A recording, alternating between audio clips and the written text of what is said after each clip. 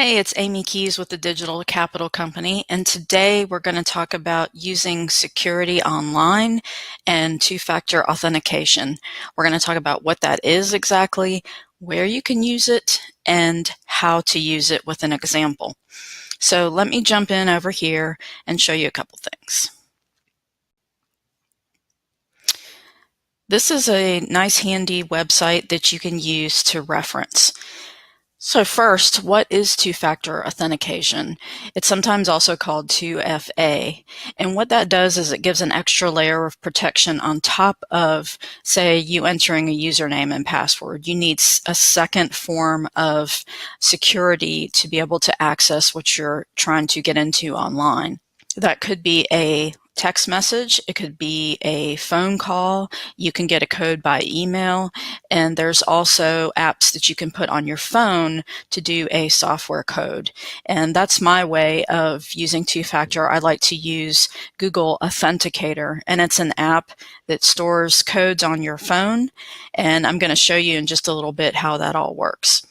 So this site here, if you're wondering which of your apps can you use two-factor authentication with, this is a great list, and I'll put this in the show notes. You can look up different things by topic here, and you could see whether your system is accepting two-factor. And what's great about this website is they tell you, for one, if they do support two-factor, but which ways can you use two-factor? So for example, AOL Mail, if anybody still has an AOL account, yes, they have two-factor, but you couldn't use something like Google Authenticator with it because they don't support software token. But you could get a phone call or a text message.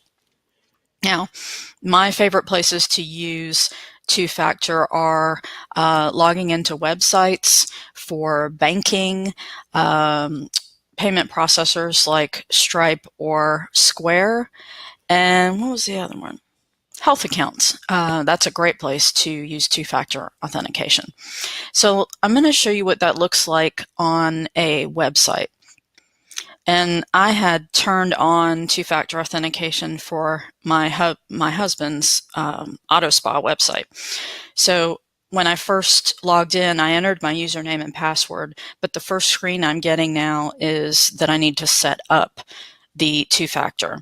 So it says here, I'm going to be prompted to enter a code and why this is important. So I'm going to click continue. And the only methods available here are backup codes. So this is a good example of how this works.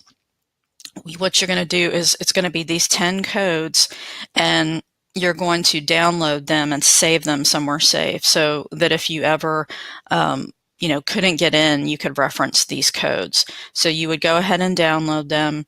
And of course it thinks I didn't do it because I really didn't, but that's okay. So let's just stick those over here, and I'm going to click continue. Now, what I need to do is go ahead on and change on his website to not only be able to use backup codes, but to also be able to use something like Google Authenticator or text message. And I can do that on the back end. But that's what this would look like if it was just the backup codes. Let's go over to the login for the staging website for my company.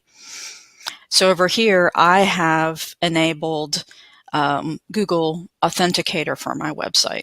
So what's going to happen here is I logged in, I used my username and password, but now it's saying, okay, what's the second step?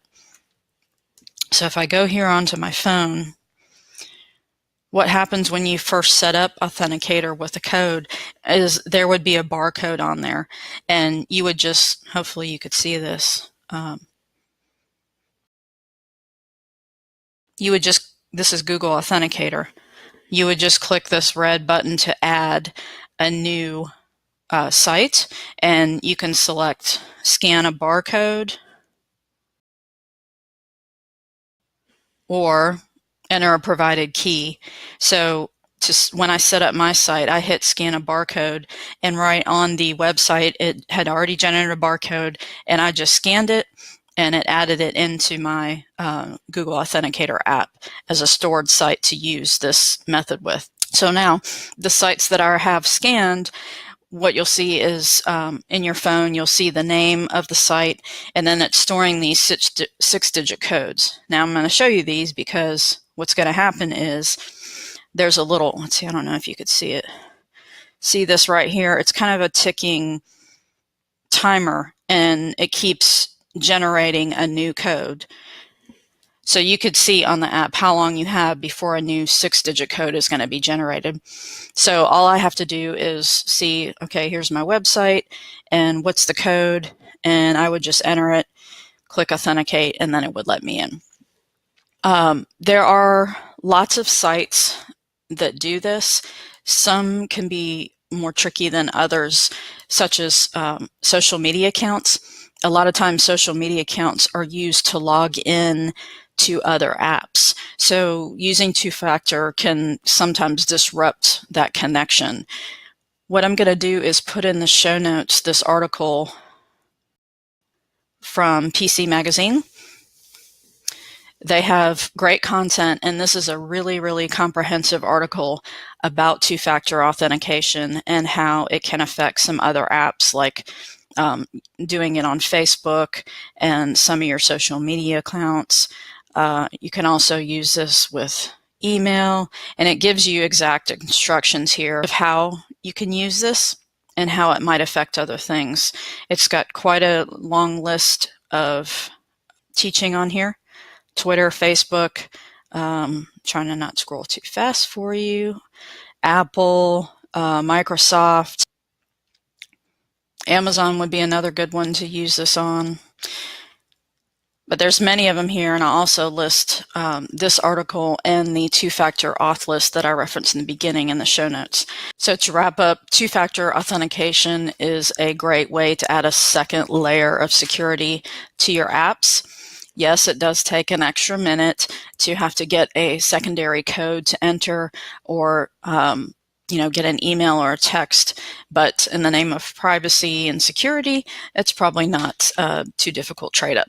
So I hope that helps. Remember, check the show notes for the links, and please make a note in the comments if you have any questions.